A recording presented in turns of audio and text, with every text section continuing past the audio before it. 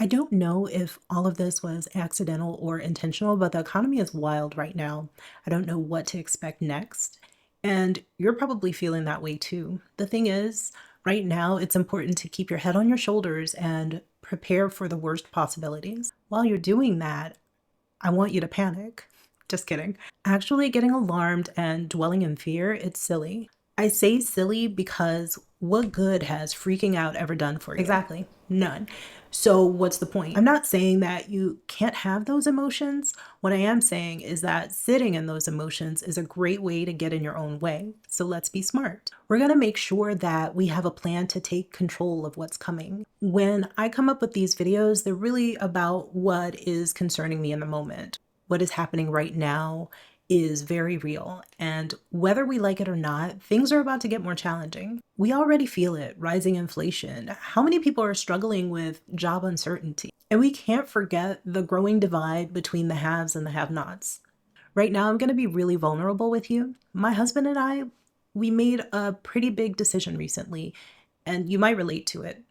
After a lot of thought, we've decided to close our store, Studio Coming. The store was meant to operate during high season, but high season is not seeing the results we expected. Actually, all the stores in our town are facing the same concern. There are plenty of tourists, but none of them want to spend their money. Even the restaurants are feeling the pinch. It's wild. So after Holy Week this year, the decision to close the store made so much sense. We've decided to move everything online. Our business was not set up for online sales per se, so we have a lot of work ahead of us. Eliminating the physical location will free up money for us, though. It's a shame that a town so vibrant as Lostris is losing its stores, but it's necessary. I know this sounds dramatic, but honestly, it's important for me to be prepared. This is just an adjustment. It's not a doomsday move. Things change and we adapt, just like we have to do with the economy. Now, on top of that, I've got my own mess with student loans. You'd think I'd have figured them out after 10 years. I still owe more than I borrowed. I actually did a loan calculator online to compare my student loan with a general loan. A 10-year loan with 6% would have paid off by now, making smaller payments than I've made over the past 10 years. If I had taken out a PPP loan during COVID and used that loan to pay off my student loan, that loan would have been forgiven. It's really gross. I came to terms with paying my student loan forever. Even though I am worried about it, I'm still figuring out ways to stay ahead. And that's what this video is all about, helping you to do the same. So we're not just gonna sit here and wait for things to fall apart. We're gonna take control now. This is how I plan on doing it. And if you do these things with me, you'll be ahead no matter what happens. You're not gonna be stuck wondering how to make ends meet or praying for some miracle bailout. You're gonna have a plan. Saving is important, but reliable cash flow is critical. Without income, savings will run out eventually. Protect and diversify your income streams. Cash flow ensures that you have the necessary resources to cover your living expenses, even if you have a lot of assets. If they're tied up and can't be used immediately, you can still be in trouble if an emergency hits. This is why we're closing the store, to open up cash flow. Cash flow allows you to meet your short-term needs. It keeps you flexible. It can be just as, if not more important than your net worth. You could have a substantial net worth, but if you're not actively bringing in cash, your assets are just assets. They're not doing much for you in the short term. For example, if you own a house, but are struggling to cover the monthly bills or your mortgage is due, your house doesn't help you pay those bills, at least not right away. A steady cash flow gives you flexibility. If you're relying solely on a single paycheck or one source of income, you're at risk if something happens. What if you get laid off? What happens if you get sick? It's essential to diversify your income streams, just like businesses do. If you have credit card debt, high interest loans, or any kind of debt, it's time to get serious about paying them off. If you can't remember the last time you paid down more principal than interest, it's time to reevaluate your strategy. I'm not saying you have to become a monk and live a life of financial starvation, but get strategic about this. You're not going to get ahead while you're swimming in debt, especially if interest is eating away at your future. Focus on cutting down those high interest debts first and take a hard look at your spending. You'll be really surprised by how much you can clear up when you get really honest with yourself. I literally just got rid of paying Apple $20 a month for iCloud. I don't need access to that much information on my phone. Also, I've gone through bills and either renegotiated prices or changed service providers altogether. Now I have a new internet and cell phone provider. Not only did I save monthly on both, but I got super discounted access to my favorite streaming services. Paying down debt is about reducing the total amount of money you owe, unless it's your student loan. I mean, that's made so you can pay forever. The goal is to free up more of your income for savings or investments or emergencies instead of spending it on interest. It's also important that you prioritize paying off the most expensive debts first. Paying down debts is not just about making the minimum payment. Often, minimum payments only cover the interest. This means that the principal debt remains the same.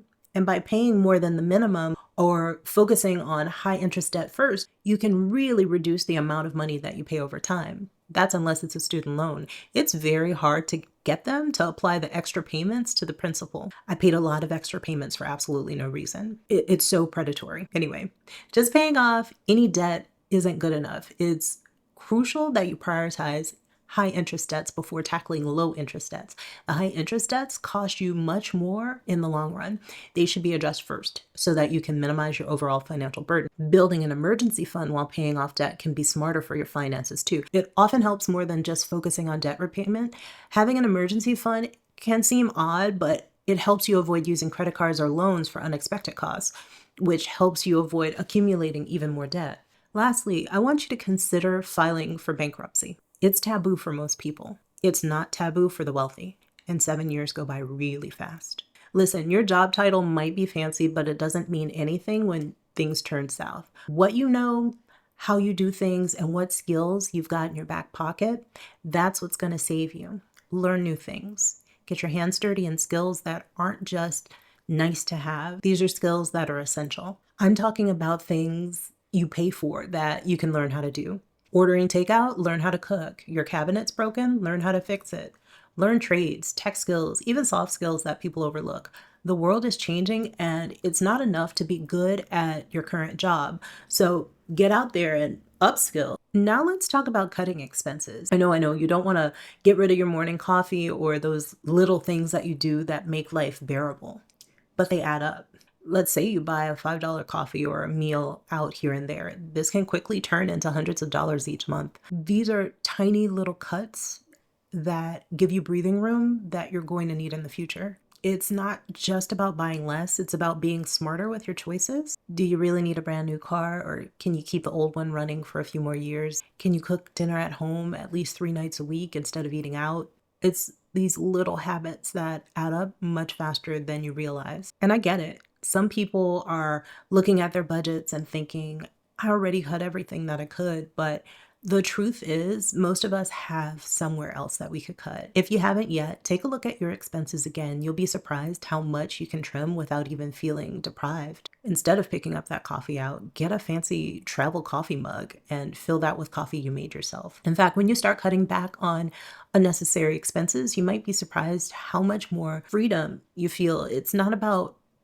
just saving money, it's about reducing stress. Having fewer financial obligations can bring a sense of peace and security. Knowing that you're not living paycheck to paycheck feels good. Diversifying your income means having more than one way to earn money, which helps protect you in case one of the income streams gets disrupted. Diversifying income doesn't necessarily mean starting a second full-time job either. There are many ways to build passive income streams, like renting a room, even selling digital products. Rent out items that you already own. Help people start and maintain at-home gardens, prepare meals. If you're gonna cook for people though, be sure to keep your space clean. I don't know if it's just rage bait, but there's some nasty habits out there. Anyway, these income streams can help cushion you financially without demanding all of your time. And diversifying income doesn't have to require a huge initial investment or even a lot of time. In reality, you can start small. Even small amounts can bring long-term financial benefits. You don't need a big upfront commitment. These small income streams, they can actually add up. If you can start a side hustle and just earn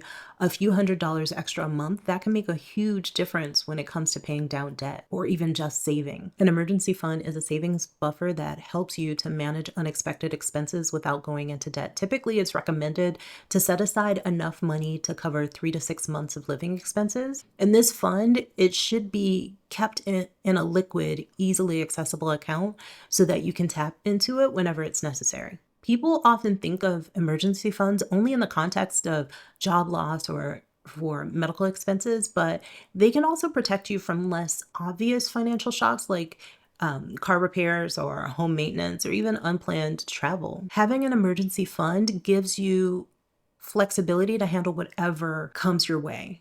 And that's all without needing to borrow money. It's for unexpected costs that could disrupt your financial stability. It's important to use the fund for its intended purpose and resist the urge to dip into it for non emergencies. Having an emergency fund can actually reduce your anxiety. Knowing that you have a, a financial backup in place brings peace of mind. And this allows you to handle unexpected situations with a lot less stress. It also keeps you from resorting to high interest credit cards or loans, which only add up to your financial burden. To build a strong financial network, connect with people who share your goals, your values, and maybe your interests. This can include people like mentors or just peers, professional advisors who offer support and advice.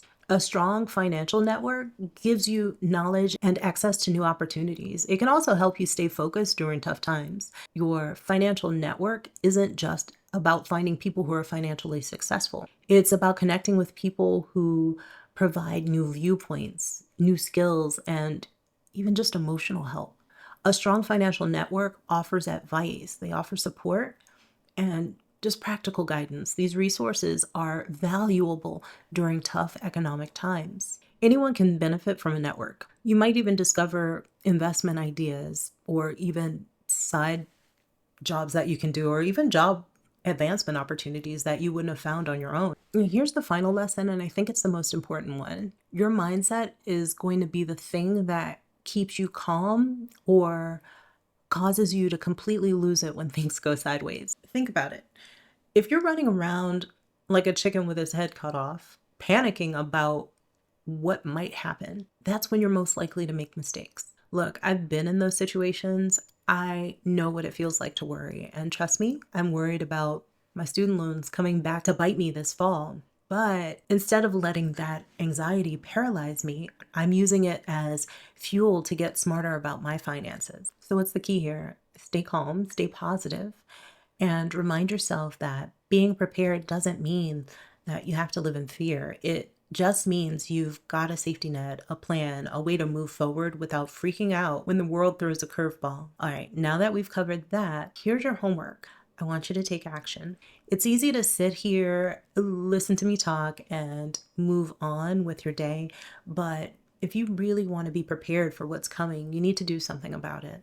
So here's your task. I'm about to give you a list of 20 community-minded things that you can do to prepare for an economic downturn. Now I want you to pick 3 things, just 3. Pick the ones that resonate with you the most, the ones that you know you can actually do right now and take action.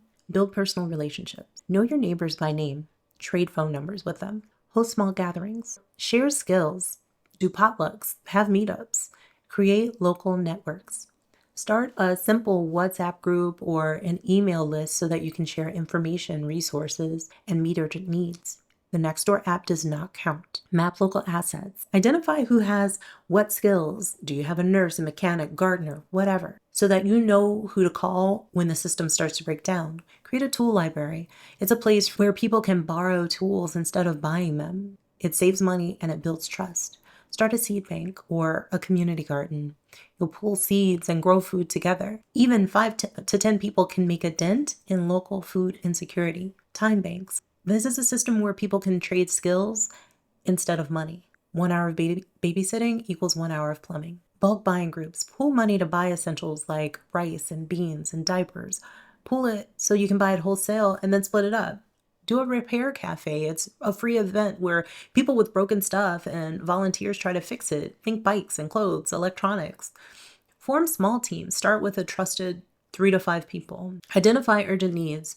Food deliveries, rides to doctor's appointments, utility bill support. Raise microfunds locally. $5 to $10 donations pulled together can solve emergencies really fast. Learn medical basics, first aid, simple remedies. Learn emotional skills. Conflict resolution goes really far. Learn gardening, especially container gardening for people without land. Adopt a neighbor program. Each able person adopts an elderly or vulnerable neighbor to check in on weekly. Transportation pools. Volunteer drivers for essential trips like grocery or doctor or pharmacy. Emergency contact trees. Set up phone trees so that isolated people get daily or weekly check ins. Shared food pantries. Make a discreet, stigma free food pickup point in your neighborhood. Advocacy teams. Help vulnerable people access available benefits or even just navigate paperwork. Whether it's building your emergency fund, learning a new skill, or starting a community group, it doesn't matter. Just do it. Comment the three that you're going to do.